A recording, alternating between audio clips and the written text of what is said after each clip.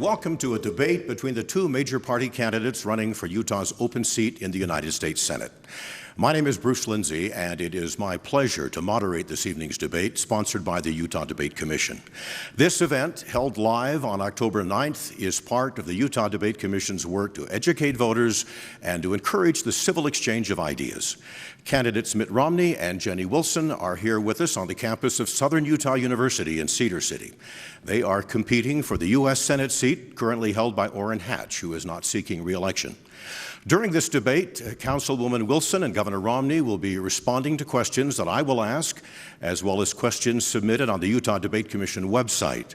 We will also be taking questions from a political journalist and a student here at Southern Utah University. Max Roth is a reporter for Fox 13 in Salt Lake City, and Cammie Matthews is the student director of the Levitt Center here at SUU, where she is a graduate student in interdisciplinary studies. If you're watching or listening to this debate live, we encourage your questions on social media using the hashtag UTDebates. We will include as many of your questions as we can. The Utah Debate Commission has established a format that includes 1-minute answers from each candidate, along with the opportunity for a 30-second rebuttal if desired. At my or a panel member's discretion, we may pose a follow-up question. Candidates will have 30 seconds to answer those.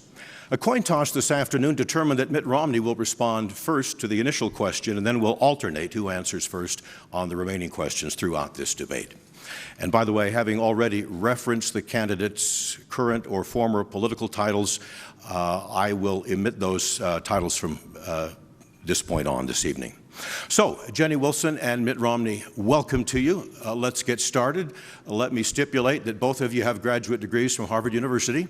And let's also stipulate that last month, Gallup reported that 76% of Americans disapprove of the job that Congress is doing. So, by way of introduction, please tell us, Utahns, in 1 minute, why you want this job. Mr. Romney. Well, first of all, let me tell you that I very much appreciate the folks here at Southern Utah University for welcoming us. The Thunderbird fans who are here this evening, appreciate their support. And I also want to indicate that Jenny Wilson and I have known each other for a long time. We worked together at the Olympics. We're friends. Our families are friends. Utah would not be in bad shape with either one of us representing our fine state. At the same time, we have different governing philosophies. And I'm a conservative, I'm a Republican, and I believe that we should have smaller government and lower taxes. And I frankly believe that one of the best things we can do to finally rein in the excessive spending in Washington is to take a lot of the programs that are in Washington and to eliminate them or send them back to the state. Because I'm convinced that states know better how to care for their people than the federal government does. I think Utah knows better how to take care of our roads, how to care for those that don't have insurance, how to help the poor, how to improve our schools, how to manage our public lands. Look, in the final analysis, I think Utah knows better how to run Utah than Washington does. So in my view, this is an election between two good people. I respect and admire Jenny Wilson and hope that we'll be able to have a wonderful evening tonight. And I believe that either one of us can make things better in Washington than the way they are now. Thank you, Mr. Romney. Jenny Wilson, same question. Why do you want to be Utah's next senator? Well, thank you. And I want to thank the audience and the organizers. I'm so happy to have my parents here, my kids, my husband. It really is a treat to be here. So thanks to all. But I mainly want to thank you watching at home. You are the reason I got into this race. I'm a fifth-generation Utahn. I'm from here, and I'm proud to serve on the Salt Lake County Council, where we work across party lines. And to answer your question, we have seen and I have heard on the doorsteps I have reached out and engaged with people this very deep frustration. And I'm telling you, I get it. And I think to change Washington, we're going to need a new generation of leaders who are from their communities, who know the people, who have worked to solve local problems. That is what I represent. And I'll be honest, I've heard on some doorsteps that we need to break up the old boys club known as the U.S. Senate. That is one of my objectives. So thank you. I look forward to a great discussion today, and I really do. I'm very, very pleased to be here. Thank you both. I don't suspect we need rebuttals on your reasons for running.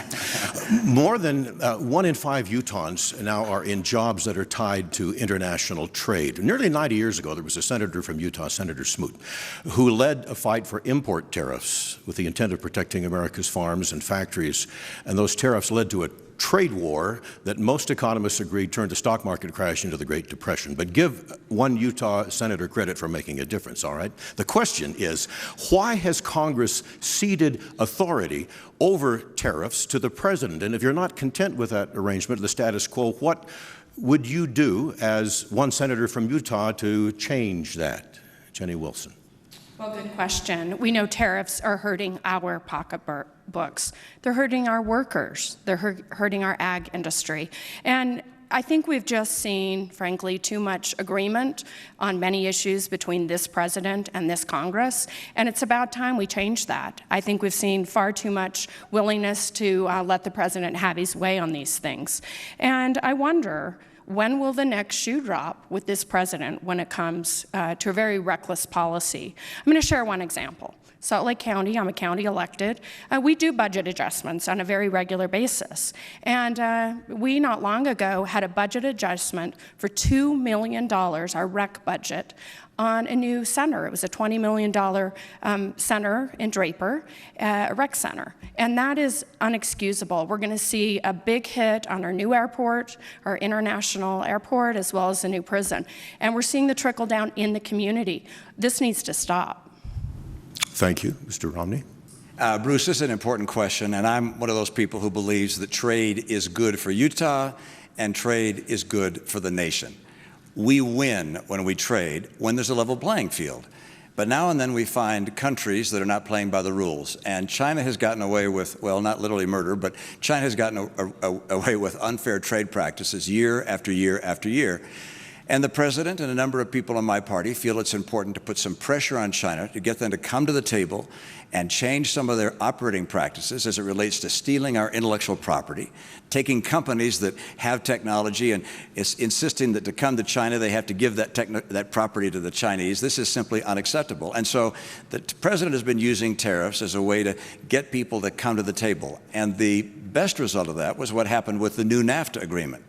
Because there's no question, tariffs are harmful for our people. We're paying this cost. It's a tax on us.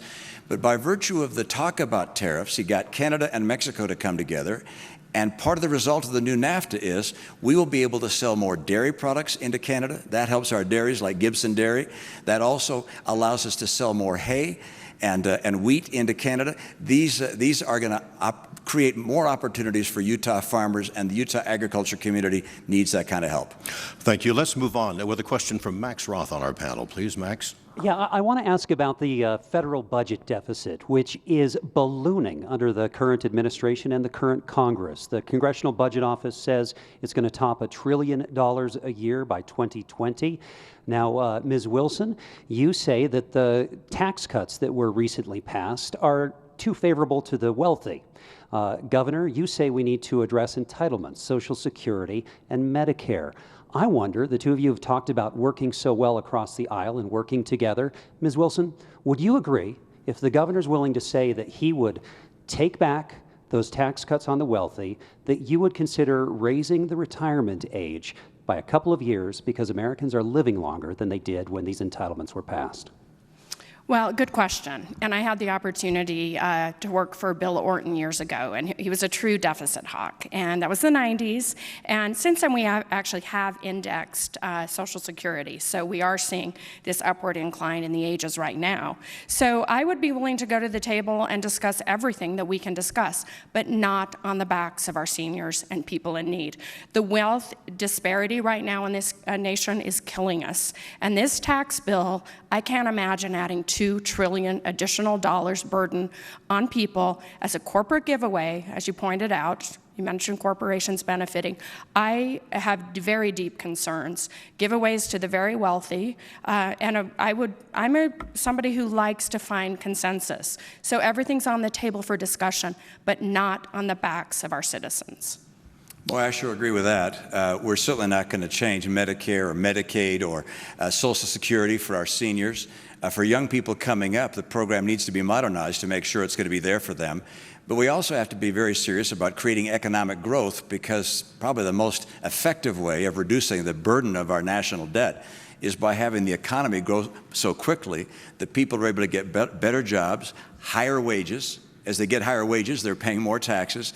That allows us to pay off some of this debt. But there's no question we have to cut back on some of our excessive spending. And as I mentioned in my opening comments, the best way to cut back on spending, in my view, is to eliminate programs that are old and unnecessary, and those that we like, send them back to the states. Let the states manage them. Medicaid, which is the health care plan for the poor, let's make sure that Utah can run our own Medicaid program and care for our poor in the way we think best. I'm convinced that states are the place to manage budgets. Look at the state of Utah. We have seen balanced budgets every single year. That kind of approach would be desperately needed in Washington. I hope that I'll be able to take it there. Jenny Wilson, if you'd like 30 seconds for rebuttal. Yeah, I would. This is an area that we do have a difference. I am concerned about the comments that you have made supporting this budget with a $2 trillion increase, all the while saying that you're a deficit hawk. And I just don't think that that's genuine to offer that when indeed we know we continue to have a burden due to that additional amount. Additionally, we don't get to live an alternative universe to see where we would be if we didn't have this tax bill go into place only 9 months ago, 10 months ago. We don't get to live in that. We know that we had a very strong economy at the time that that bill was signed into law and went into effect. Mr. Romney, 30 seconds. Yeah, you mean the tax cut, not the budget, right? The tax cut. The tax cut, yeah. Because we really haven't seen a budget. I'd love to see a budget out of Washington, and I haven't spoken about supporting a particular budget other than the continuing resolution and the massive deficits. I'll vote no on those. But in terms of the tax cut, the things about it I liked, things I didn't like. I did not like the fact that taxes got reduced on higher income people. And if that comes back where we get the chance to vote whether that's going to be permanent or not, I'm not going to vote for lower taxes for high-income people. Rich people don't need a tax break. But I do believe that bringing the corporate tax rate down to 25%, that was the number I preferred as opposed to 21, but bringing the corporate tax rate was essential for us to keep from companies leaving our country and going other places and taking away our jobs. We had to be competitive with other nations, bring those jobs here. That's how to get wages up and how to get the Treasury to get more revenue. Okay, thank you. Let's go to Cammie Matthews, student from SUU, with a question. Mr. Romney would respond first. In 2017, President Trump signed a bill rolling back an Obama-era regulation that made it harder for people with mental illnesses to purchase a gun. Should there be harsher regulations on purchasing firearms in the U.S.? When I served as a governor, I saw the people on the right and on the left relating to guns, the pro-gun lobby, the anti-gun lobby, come together and fashion a bill they both agreed on. It was very different than what you see in Washington, where people talk and get angry with one another. I don't believe we need new federal gun legislation. I believe that legislation relating to guns, and particularly those things that relate to safety, school safety and the like, those things should be fashioned at the state level, because frankly, our state is different than the New York State, for instance. And I don't think a one-size-fits-all approach is the right way to go after gun legislation. So for me, keep this at the state level. Let people in Utah have the choices that we're going to make about honoring the Second Amendment and also managing our own rights with regards to firearms and other matters of safety. Jenny Wilson. Well, an important question, and to answer it, I think the best that I can do is to read you a statement. Deadly assault weapons have no place in Massachusetts. These guns are not made for recreation or self-defense. They're instruments of destruction with the sole purpose of hunting down and killing people. Now, this was your office. It was July 2004. It was a press release. Additionally, in the 2008 presidential campaign, you stated you would sign a federal assault weapon ban. I agree with your statement. I do support strengthening our gun laws. Hope and prayers are not enough with the terrible devastation we're seeing in schools. I was in Las Vegas shortly after the horrible shooting there. It was 4 footballs away that gun carried to provide that level of devastation. It's time we do something. Keep it to 30 seconds. We'll give you rebuttals. Yeah, I'm glad you mentioned the part that I also described, which is the pro-gun lobby and the anti-gun lobby came together in Massachusetts when I served as governor, worked out a bill that said, look, we're going to ban assault weapons, but we're going to allow guns to be used in hunting in places they had not been used before. So both sides came together. That's the way I like to see things happen. I like Republicans and Democrats to work together. And my view is we do not need new federal gun legislation. The right place to care for our Second Amendment rights is to live within the Constitution and to let the people in Utah and the legislators in Utah make those choices. Jenny Wilson. Just a brief comment. I guess we're going to play multiple choice, Mitt, because you've said one thing when you went to run for governor, another thing as governor, then you went off to run for president, and now you're seeking to serve us in the U.S. Senate from Utah. I don't know if it's A, B, C, or D, but I see that it does change. Ms. Wilson, I'm just going to point out, I ran for president twice. Both times I said I would not favor new federal gun legislation. That continues to be my position. We're going to move on. This question comes from the web, the Utah Debate Commission website, from Michael Sackley of St. George. And Michael writes that it's predicted that Medicare will be unable to fulfill its obligation to seniors as early as 2026, and Social Security could follow suit in 2035. The question has two parts. Can these programs be saved? And if so, how would you work through partisan gridlock to cut spending or raise taxes to fund these programs for the longer term? That would be Jenny Wilson. Well, thank you. It speaks to the earlier question as well, and I really believe that there are ways to reform. We can come together. It was something that I was very comfortable doing, working with Congressman Bill Orton in the 90s. I do it on the Salt Lake County Council. There are 5 Republicans, 4 Democrats there. We actually get things done. We work across party lines, and I really believe that America is best when we find solutions. Specifically to reform, I do think that we can find in Medicare and Medicaid opportunities to save. There is no doubt. The idea that we keep running government by continuing resolution, that we are not coming together for really smart solutions that eliminate programs that aren't good and wasting government. I said it earlier, I will not make reforms on the back of people who need them. We have far too much of a break between the wealthy and the very needy in this community and in this nation, and I won't do it on the backs of them. Bruce, you said at the outset that Medicare and Social Security, the programs that our seniors rely upon, are coming up against bankruptcy at some point. And so we're going to have to be serious about saying, what are we going to do to save them? And there are really 2 approaches. One is to dramatically increase taxes. I oppose that. The other is to say, for current seniors, no change. For people coming along that are in their late 50s, no change. You can't change the deal when people are getting close to retirement. But for young people that are looking to these programs, they need to be told that the programs are going to change. The retirement age needs to go up by a year or 2 for them.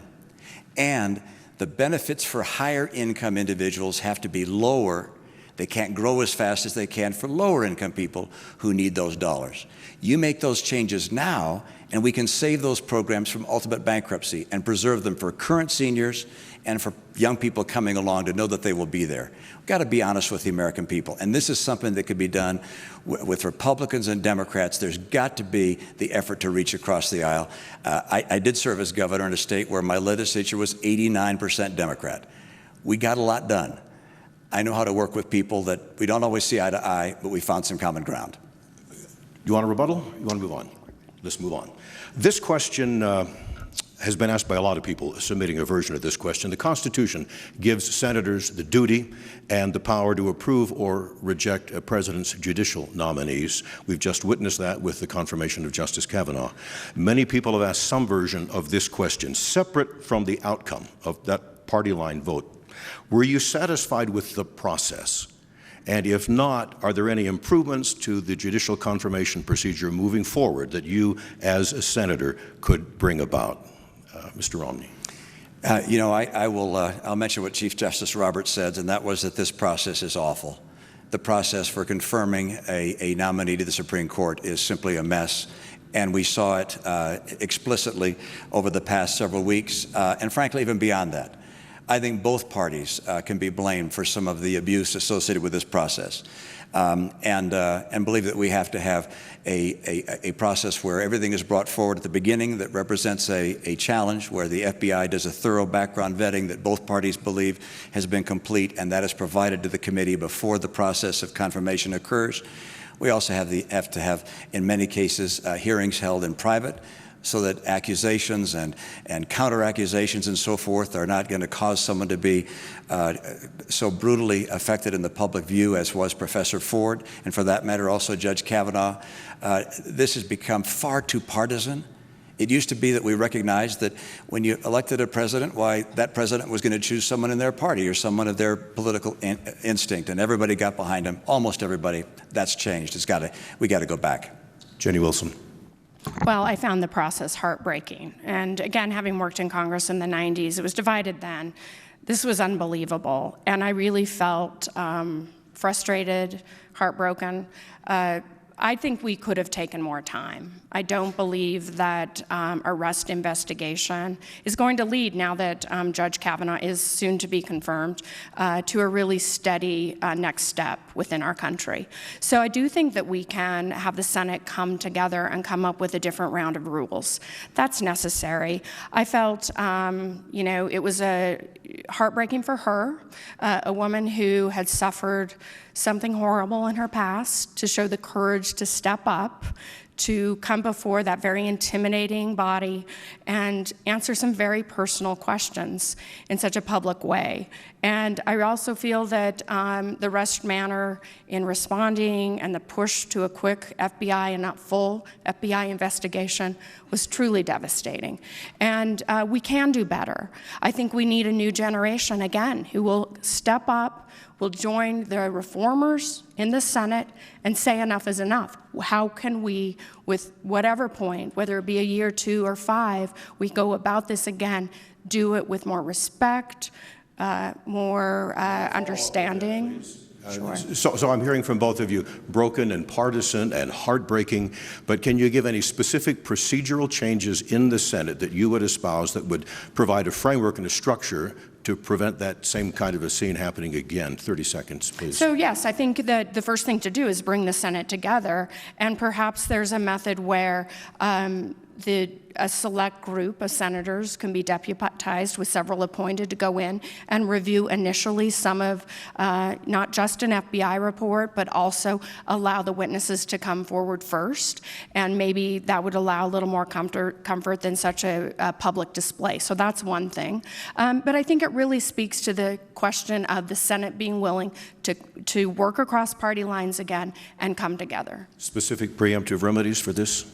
Yeah, the key is, in my opinion, to have a deadline for senators or others to bring forward complaints, concerns, and accusations, such that there's sufficient time then to investigate those things before the public hearings begin. That's part one. And part two, if there are things that are of such a sensitive nature that they can't be held in public, that private hearings are scheduled so that people's lives are not disrupted by the process. So those are two reforms, and I totally agree with Ms. Wilson. I keep on wondering, we've known each other for so long, I keep on wondering. We can do the Mitt Jenny Mitt and Jenny thing. Okay. All right, so I agree that the process is a mess, and I think people on both sides of the aisle are recognizing that, and there's got to be a way to get some people together to fix it. Okay, we'll continue the Mitt and Jenny debate here with another question from Max Roth, please. All right. As of last month, there were 12,800 underage illegal immigrants in federal detention centers. A lot of their families would have come to pick them up as they have in the past, but they're too scared of the current zero tolerance policy. So they're just there. And as I was researching this, I came across this picture. This is a young girl. She's 2 years old. Her name is Fernanda. She has not seen her family in months. She was in court in New York City alone last week. What is your responsibility, Ms. Wilson, first, for Fernanda? Heartbreaking. I remember in the 90s, again, working on this issue. We haven't had any substantial immigration reform in decades. It's time that Congress comes together and solves this problem. My immigration policy addresses a few things. One is first that it be comprehensive. We need to get away from the broken policies that are harming us and that are very much shared by this particular young person's story. My immigration plan, and I put it out there, you can go ahead and read it. One of the things I've done time and time again on this campaign is detailed policies. The immigration reform package that I support focuses on comprehensive, compassionate, and family-centered. And I do think this is a difference between us. I believe that we can find solutions to bring people out of the shadows. We can invest more on the border where we have a better safety net and opportunities to help people who are waiting for their asylum hearings, who have been separated. The solution to this is a family-centered and compassionate, comprehensive immigration reform. Immigration, family separation. Yeah, this was a heartbreak. This was a dark chapter in American history, to see children separated from their parents and to see, as you've described, a young child that hasn't seen their parents in a long time. This is inexcusable and can't go on. With regards to overall policy related to immigration, look, I think we have to have a secure border, a southern border. I think we have to have an e-verify system that allows us to punish companies that hire people who've come here illegally, where they have not checked to see whether those people are here illegally or not. And I think we have to say, for the 1.8 million dreamers who've come here, that by virtue of having come here and relied upon the promise that was made by a prior president, President Obama, they relied upon that promise, I believe, and President Trump has said the same thing, that they ought to be able to stay in this country legally. I also believe that if they want to become citizens, that they should have the opportunity to get in line with everybody else, no special pathway, but get in line, and ultimately, hopefully, become citizens. So this is such a mess. I think Ms. Wilson and I can agree on this. Year after year after year, we talk about immigration, and nothing gets done. And whoever of the two of us gets there, let's, for Pete's sakes, pull people together and say, let's get something done. This is inexcusable in America's history and for humanity. I think Cammie had a follow-up question related to the specifics of DACA. Yeah, led perfectly into it, actually. So there are estimates that there are about 10,500 dreamers here in Utah, some of which attend Southern Utah University with me. So I want to know if there should be a path for citizenship for undocumented immigrants and what should happen with the DACA program. That's a path to citizenship, not just legal status. Is that your question? Yes. And that would be Mr. Romney. Yeah, for me, as I indicated in the earlier answer, which is I believe that these DACA individuals should be told they're allowed to stay in the country. They're given legal status. They would receive identification that allows them to go to school here, to work here, and to make this their home. If they want to become a citizen with the rights of citizenry and being able to vote and so forth, then they would get in line with other people that also want to become citizens.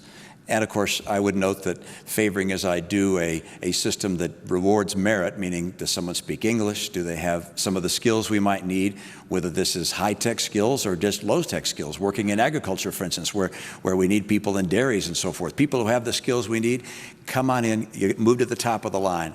So stay in the country legally, become citizens if they want to by getting in line, no special pathway, but getting in line with all the other people that want to come here. Jenny Wilson. Well, I think you've just proved a comment you made earlier on the campaign that you're more hawkish than Trump on this issue. And I find it heartbreaking to think that young people who have come here, many of them I've gotten to know, I've looked in their eyes and talked to them about their hopes and their dreams and their college. And to think that we would have them stand in line, they did not come by their own volition and wait, it isn't okay. I think it's time that we let people step forward, a path to citizenship. Initially, I'm good with the idea that they get full protection from Congress. I think that needs to happen, and that they move towards citizenship. But full legal protection, it should happen now. Additionally, we need to find methods to get people out of the shadows, the families around them. We don't have a good solution. I wish that we did. I wish there was a good solution, but I will not accept a solution that breaks apart families and has people returned overseas when they're the sole breadwinner in a family. Separating families is not a Utah solution. Thank you. We're nearing the midpoint of our time tonight. I welcome you once again to this debate between Utah candidates for the United States Senate, Democrat Jenny Wilson and Republican Mitt Romney. This event is sponsored by the Utah Debate Commission. We're broadcasting live from the campus of Southern Utah University in Cedar City in the America First Event Center. The general election is November 6th, 4 weeks from today. You may cast your vote on that day in person or in advance by mail. And we're still taking your questions during this live broadcast. Use the hashtag UTDebates on Twitter or submit a question via the Utah Debate Commission's Facebook page. Let's get back to some more questions. Mr. Romney, in March of 2016, you said Donald Trump is a phony, a fraud, that he lacks the temperament to be president. A month ago, Jenny Wilson, you said the country had come to a breaking point, and until he, President Trump, is gone, we're going nowhere. You said, quote, you will support moving toward impeachment of President Trump if there is legal grounds to support it. My question to both of you is, if those words of yours accurately reflect your position on the president today. Jenny Wilson.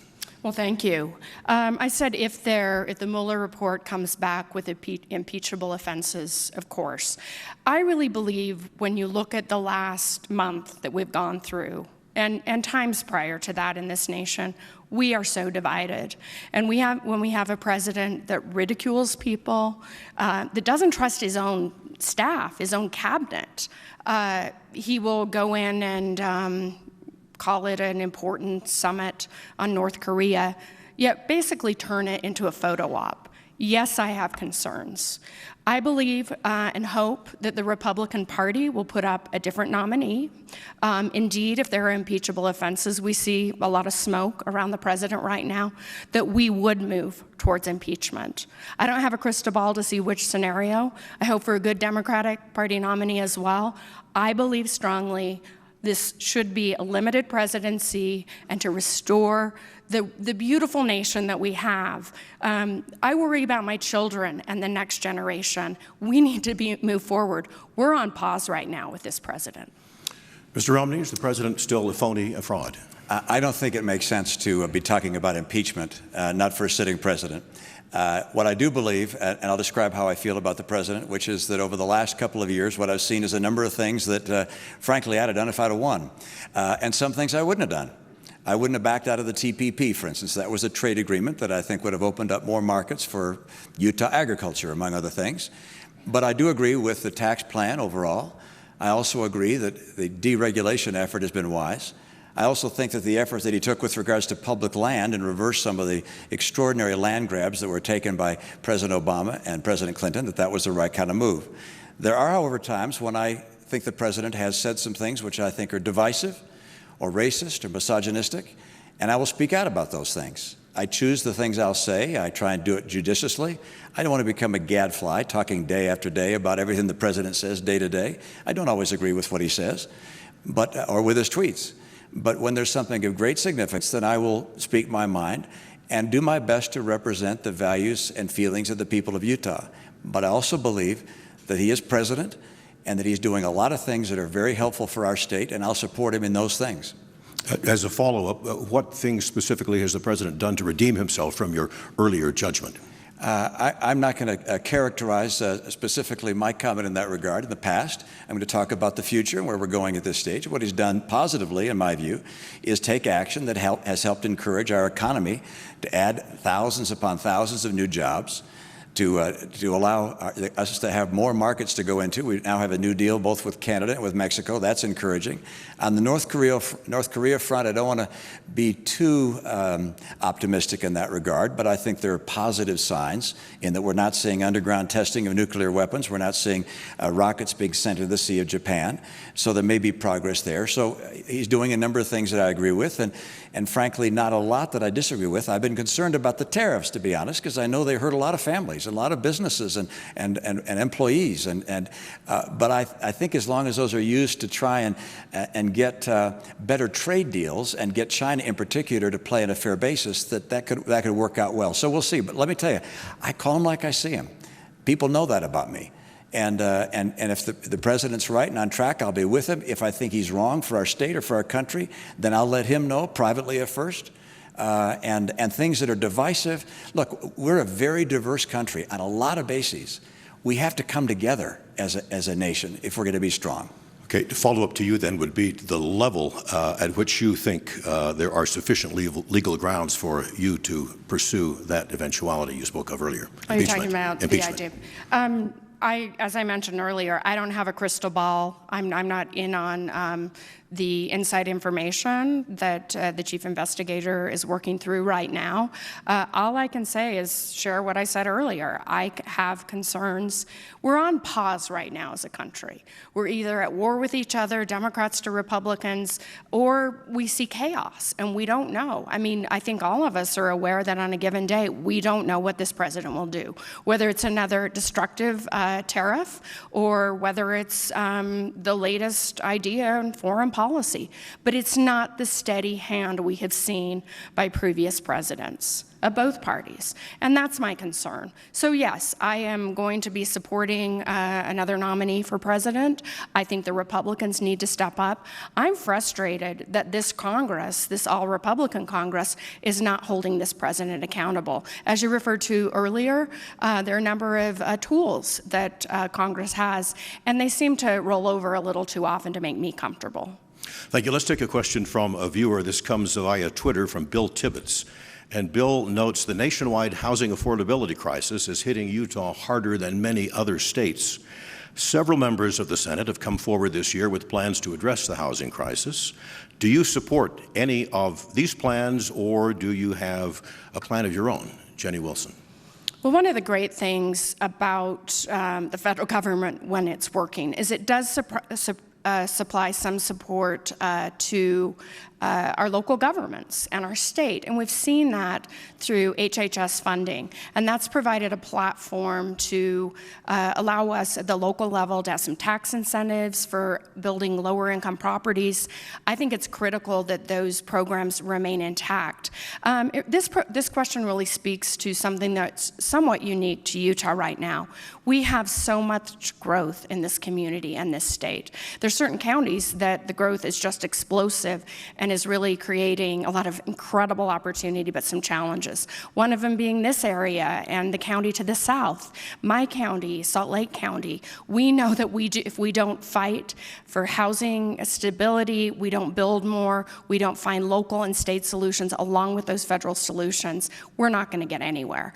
And it really is a key thing for us right now to roll up our sleeves, work together. That continuum between the federal government, the state, and the local is incredibly important with housing. Mr. Romney. I'm afraid the questioner's not going to like my answer, but that's this, which is, let me put it in context first. Last year, the federal government spent about $4 trillion, and it took in $3 trillion in taxes. It's about $1 trillion short. And so where do we get that trillion? Other countries loan it to us, institutions loan it to us, and every year we pay the interest on that. Every man, woman, and child in Utah, their share of that debt is $65,000 a person. Think of that. And you're paying the interest on it every year. And so anytime there's a challenge like the need for more low-income housing, we think, well, the federal government's got to help pay for that. But you know, we just keep making that worse and worse and add a bigger and bigger burden to our kids and our grandkids.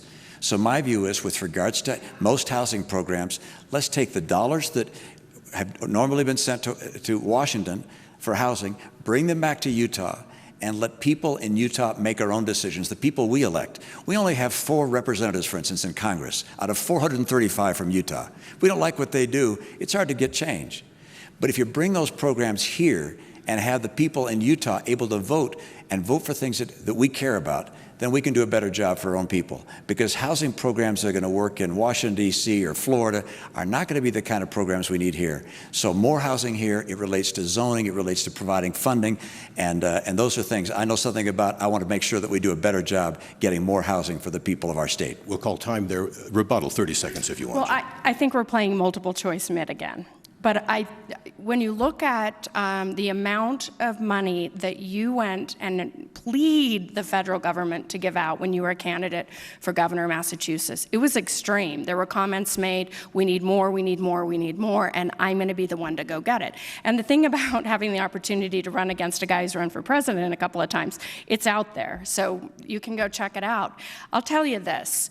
We need to continue supporting programs that are working. There are programs that are not working. Housing, support to communities, these are the critical, and we've seen some of these programs on the chopping block with this administration. Again, we are seeing such a tough time. These are the conversations I've heard on the doorsteps. People wanting housing, people wanting health care, people needing good jobs. There's a role for the federal government.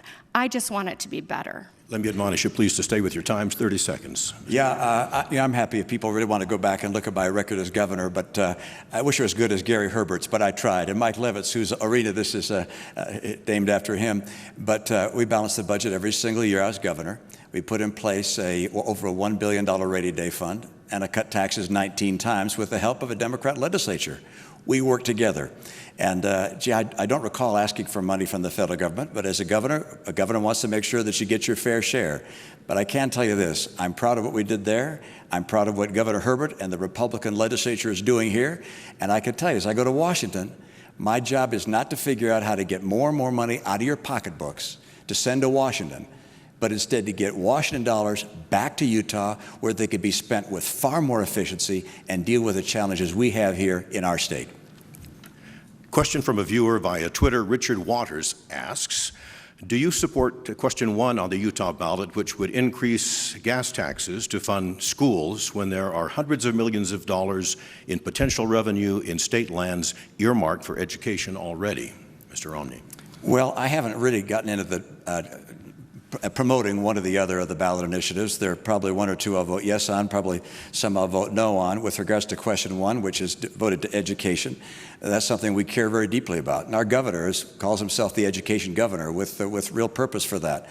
And so I'm watching with great interest. I haven't wanted to sort of weigh in on some of these because I want people to make their own decision without trying to get a sense from where I'm going to go. But let me tell you this. I've learned, having been a governor, that the key to improving the quality of education is how much money you pay starting teachers and whether teachers have a career path that allows them to keep making more money without becoming administrators. These are some of the key things in my view. At the same time, I'll note that raising gas taxes is particularly punitive for people who live in rural Utah, have long distances to drive. People who live in Nephi, for instance, which is not quite rural, but a bedroom community in some respects for Orem, they got a long distance. And so I think we want to have the people of Utah make that decision, and I've tried to keep my hand from going on that scale. Take a position. Jenny Wilson. Well, thank you. I actually agree with your point about rural Utah. The proposal for this particular proposition, it's actually a guide to the legislature, this particular one. And I do absolutely believe that citizens need to send the signal to the legislature that it's time that we do more for education. I'm not sure in the end the gas tax is the best mechanism, primarily because of rural areas. I mean, my friends, my county commissioner friends who take their trucks to and from Salt Lake City, they're the ones that have shared this with me. And I've talked to people on the ground as I've traveled and talked to ranchers and farmers. There's a lot more driving in rural Utah than you see in the counties along the Wasatch Front. So I have concerns about the gas tax being the mechanism to fund education. But we know that being last in the nation per pupil is not good enough. We know that teachers are taking supplies to school. I had a comment with the teacher the other day that was just saying, please, I just need air conditioning. My students can't learn. That is not a landscape for success for our teachers or our students. Thank you. Next question from Cammie Matthews. Yeah, so regarding Utah and water here, we are among the driest states in the nation, and per person water usage is at or near the highest in the country. Some say that we should have harsher regulations. Others say maybe we bring water in from elsewhere, like with the Lake Powell pipeline. So what is the best plan to combat the water shortage in this state? Be Jenny Wilson first, please. Well, thanks. That's such an important question in a federal debate because we have, over the last several decades, even 40 or 50 years ago, began to develop a very intense system of dams and water projects. And we had the benefit of the federal government in doing that. And that's what's been able to sustain our growth within the state of Utah. So I really believe that infrastructure development has been really key to allow our growth and development. But we're at a really, really tough point right now. We know that we have not enough water to go around. We're in disputes with other states. This is an opportunity, I think, to come together in the Senate as a stronger Western coalition. And also on the ground, I think conservationists can come together with developers and we can find these solutions. But there's an incredible amount of work to be done so that we can sustain our futures, our growth futures. And really, really key in all of this is our own personal responsibility to limit our consumption. Without that, we're not going to go anywhere. Mr. Romney. Yeah, a couple things there. One of the things that we benefit from is the arrangement we have with other states. We came together some years ago and decided how we would divide up the water in the Colorado River. And we're not taking as much as we have the right to take. And if we don't take our full share from the Colorado River, it ends up going to California, and they take our share. So yes, I'm in favor of building a pipeline from Lake Powell, that's part of the Colorado system, Colorado River system that is, and take that water and let it be brought into the southern part of our state, to Dixie, and use that so we can continue some of our growth here. At the same time, we recognize we're going to have to be better at conserving water. Agriculture represents about 71% of our water usage, and people in the agriculture community have gotten better and better and better at finding ways to conserve water. In our home usage, which is the next largest, our home usage is overwhelmingly for watering our lawns. And I think with time, we're going to find ways to say, look, we can find that we can save water at home also by perhaps cutting back on some of that watering and having a landscape that may not require so much water. So this is something we're going to have to address head on because we're the fastest growing state in America. And that brings with it some real challenges. But let's get our fair share of the Colorado River. Next question from Max Roth. Yeah, the Kaiser Family Foundation says that 23% of Utahns, of the people who are watching right now, non-elderly Utahns, have pre-existing conditions that insurance companies could use to deny them coverage if the Obamacare protections, not allowing them to do so, were to go away. Now, the Justice Department, in a case called Texas versus the United States, has decided not to defend the protections on pre-existing conditions.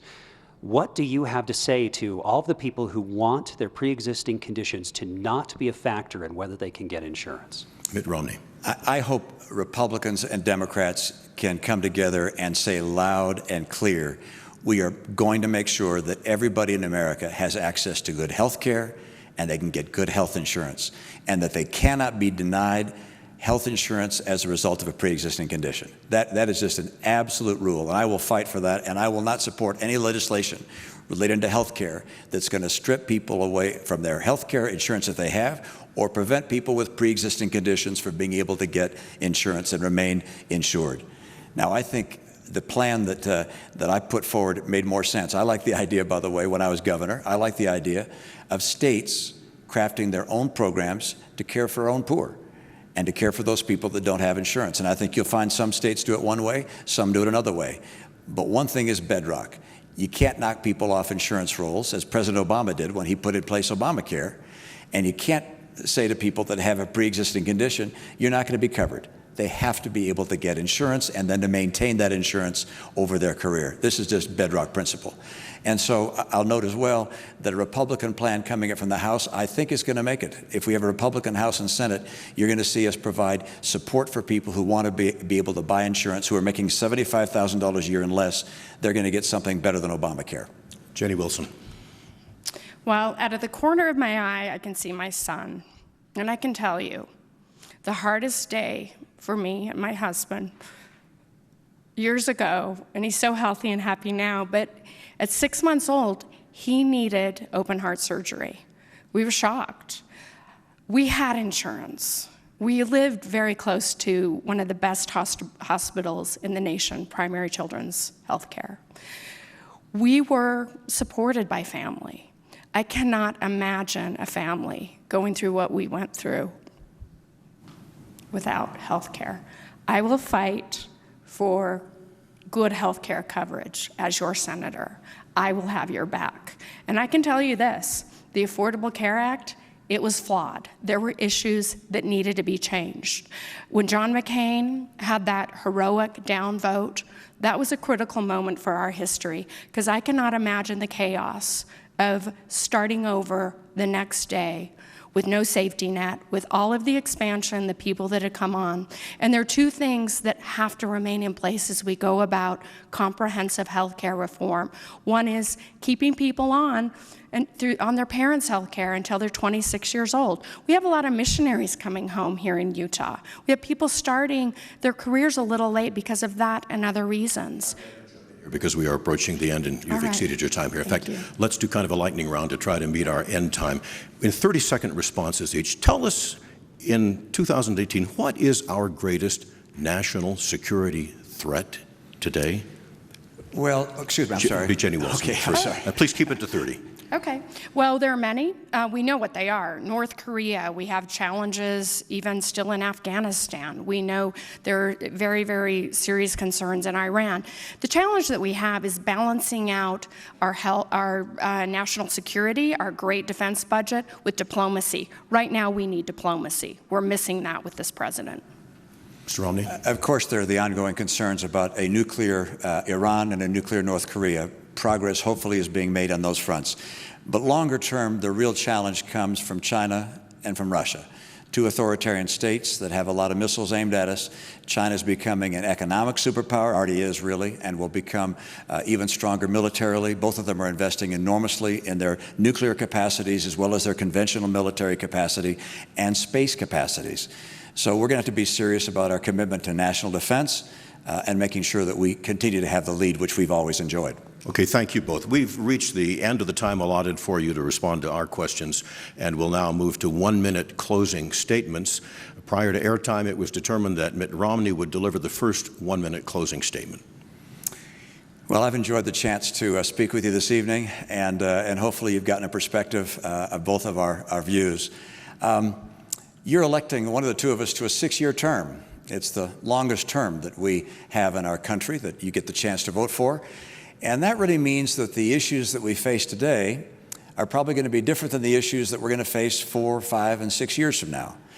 And I believe that what that suggests to you is that if you believe in a conservative philosophy, as I do, and if you believe that that philosophy and those principles are the best to keep our country strong, to keep our economy strong, to help raise wages in our country, to provide good health care to all of our citizens. If you believe those principles are the right principles for our country, I believe that I would like to have your vote, and I hope you'll be able to give it to me.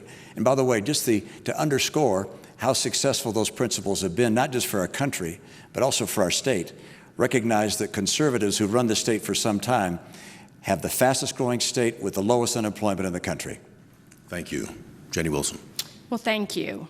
My mission when I serve you in the Senate is advancing the health, security, and welfare for every Utahn in this state. I will work for you. And I can tell you, in these dark hours of division, I believe we need to put the people first.